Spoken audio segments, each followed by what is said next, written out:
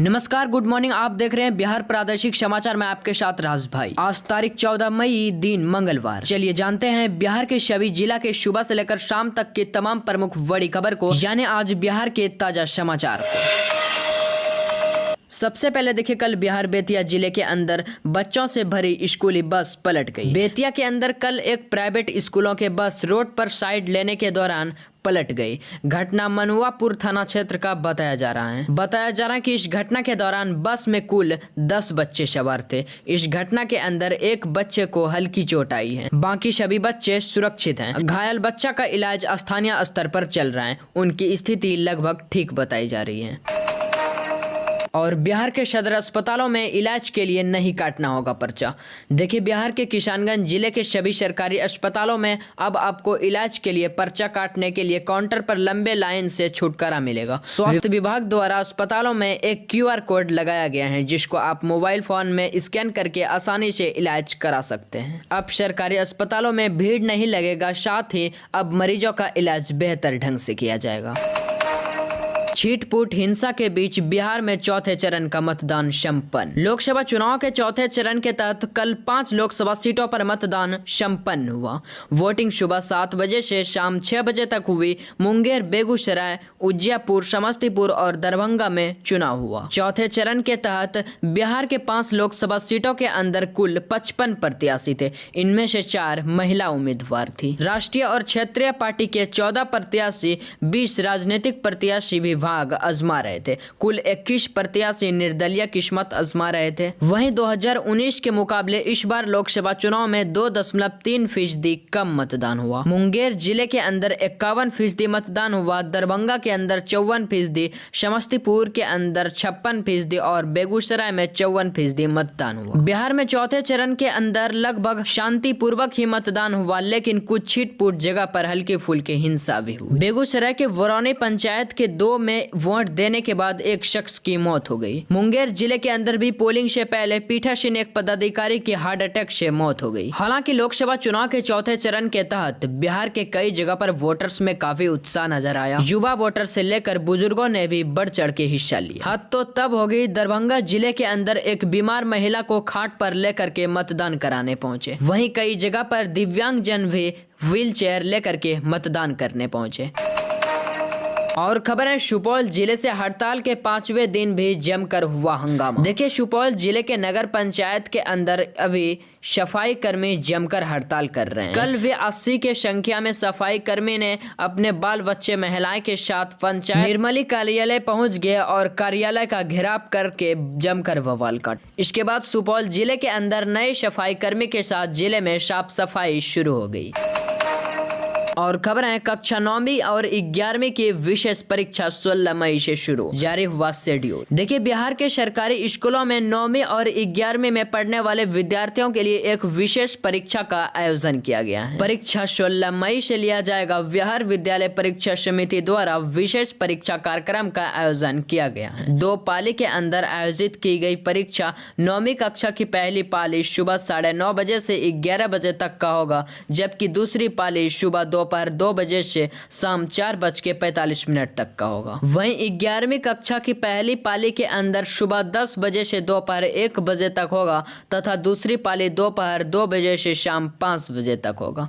9वीं कक्षा का विशेष परीक्षा 22 मई तक चलेगा और कक्षा 11वीं की विशेष परीक्षा 29 मई तक चलेगी। आज किशनगंज जिले के अंदर कई जगह पर नहीं रहेगा बिजली। देखिए, आज बिहार के किशनगंज जिले के अंदर कई क्षेत्रों के अंदर सुबह 7:30 बजे से लेकर 8:30 बजे तक बिजली नहीं रहेगी।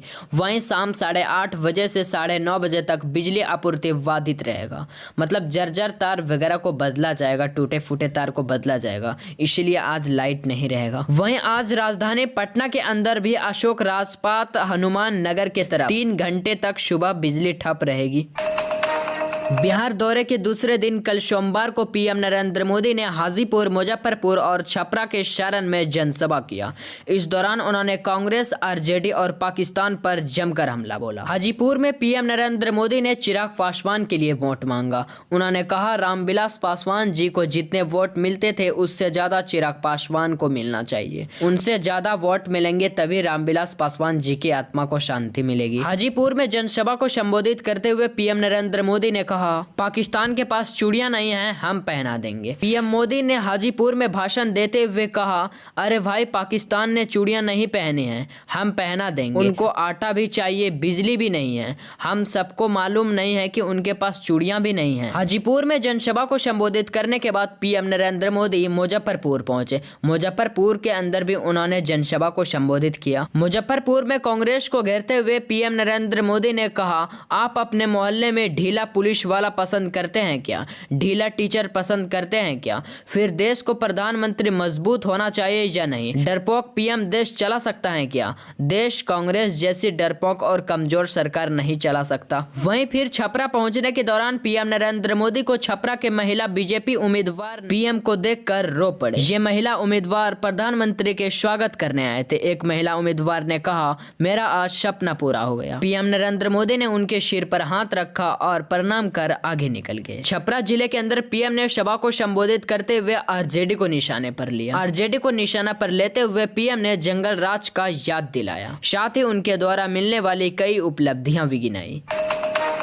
वहीं लोकसभा चुनाव के बीच एक बड़ी ही दुखद खबर सामने आया है। दरअसल बिहार के जाने माने नेता, बिहार के पूर्व डिप्टी सीएम और राज्यसभा सांसद सुशील मोदी की कल सोमवार को दिल्ली के एम्स में निधन हो गया। वे 72 साल के थे।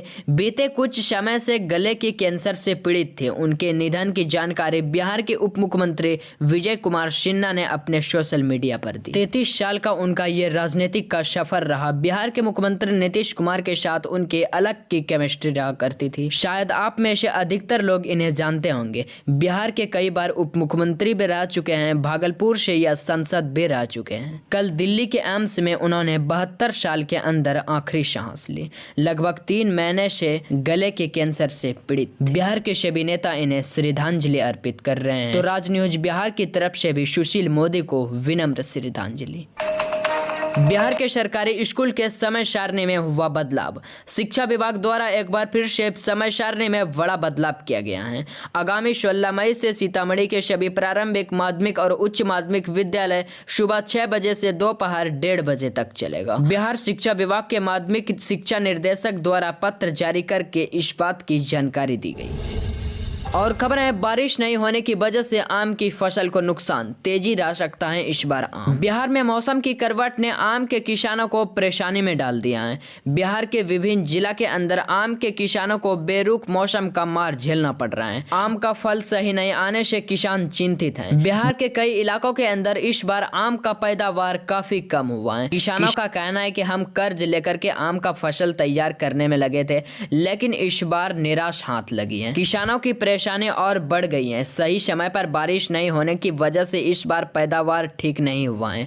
वहीं इस बार आम की कीमत भी तेज रह सकता है। और आपसे एक छोटी सी विनती है कि रोजाना बिहार समाचार देखने के लिए इस वीडियो को एक लाइक और चैनल को सब्सक्राइब कर लीजिए। इससे होगा ये कि आप रोजाना अपने मोबाइल पर सुबह सुबह बिहार समाचार देख पाएंगे। साथ ही आप जरा नीचे कमेंट में बताइए कि आप इस खबर को बिहार के किस जिले से देख रहे हैं, ताकि आपको भी आपका जिला का खबर हमेशा मिलता रहे। और मौसम समाचार देखिए, आज 14 मई से बदलेगा मौसम, 4 डिग्री तक बढ़ेगा पारा, गर्मी भी बढ़ेगी। देखिए, बिहार के अधिकांश जिला का मौसम आज लगभग शुष्क बना रहेगा। आज मुंगेर, बेगूसराय, दरभंगा वगैरह जिले के अंदर तापमान 34 से 36-38 डिग्री तक भी जा सकता है। आज 14 मई से एक बार फिर से मौसम बदल जाएगा। मौसम विभाग के अनुसार आज 14 मई से अधिकतम तापमान में 3 से 4 डिग्री तक बढ़ोतरी होगी, जिसके कारण एक बार फिर से गर्मी से लोगों को परेशानी हो सकती है। वहीं 17 मई के बाद पश्चिमी विक्षोभ के बाद मौसम बदल सकता है। यानी कि साफ शब्दों में कहें तो आज 14, 15 और 16 मई तक बिहार में काफी गर्मी पड़ेगा। उसके बाद फिर 17 मई से मौसम में बदलाव हो सकता है। वहीं कल सोमवार को शेखपुरा जिले के अंदर दोपहर बाईपास रोड के अंदर स्थित जूते की दुकान और गोदाम के अंदर बिजली के शॉर्ट सर्किट से अचानक आग लग गई। इस घटना के अंदर 50 लाख रुपए का नुकसान हुआ है। वहीं घटना की सूचना मिलते हैं अनुमंडल स्थित अग्निमिशन की 2 गाड़ी पहुंची। 2 घंटे की मशक्कत के बाद आग पर काबू पाया गया। और इसी के साथ ही यही समाप्त होता है बिहार प्रादेशिक समाचार का लाइव बुलेटिन। रोजाना बिहार समाचार देखने के लिए इस चैनल को सब्सक्राइब और बगल के बेल आइकन घंटे को दबा दीजिए। अपने दोस्तों मित्रों तक भी बिहार समाचार को शेयर करके जरूर पहुंचाइएगा। कल सुबह 6 बजे फिर होगी मुलाकात। तब तक बने रहिए राज न्यूज बिहार के साथ।